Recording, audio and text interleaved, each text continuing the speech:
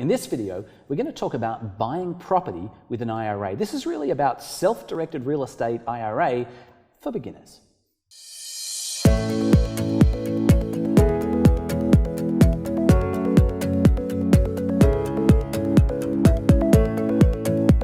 Good morning, Brian. How are you? Very good. Good morning, Tim. How are you? I'm wonderful, thank you. Thanks for your patience with all of these questions. My pleasure. And in this case, I just want you to imagine I'm a complete beginner and I'm interested in buying property with my retirement funds, with my IRA. Can you give me some tips? I mean, what's this all about? How does it work? Sure. Well, the good news is you can buy investment property with your IRA, but it has to be done through a self-directed IRA. Okay. Using a traditional IRA, you're typically going to be limited to stocks and bonds and mutual funds. But with a self-directed IRA, we provide a plan that would actually enable you to buy investment property. The way that works is we provide you with a plan. Within the plan, there is an LLC, which will be your investment arm. That's your investment vehicle. Mm-hmm. And that LLC, one of the key features of the LLC is that it has an operating agreement which limits you to only buying those assets which the IRS permits you to purchase. Mm-hmm. Included in that list is real estate, is investment real estate.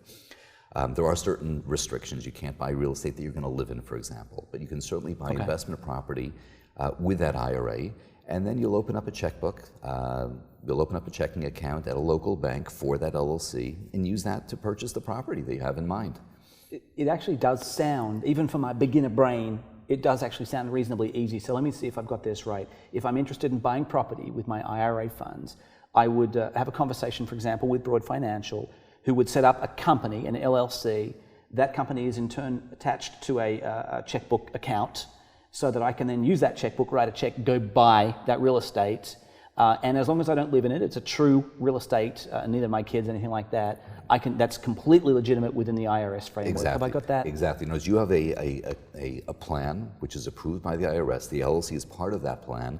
And the real critical element to always keep in mind is that everything has to be contained within that LLC and within that checking account that was set up for the LLC. So the purchases, the expenses, paying a contractor, and the income that comes in, the rental income or the income upon sale, all has to be maintained and kept within that checkbook, that checking account that you have for that LLC. Well, thank you for explaining it in terms that even a complete beginner like myself can understand. I appreciate that.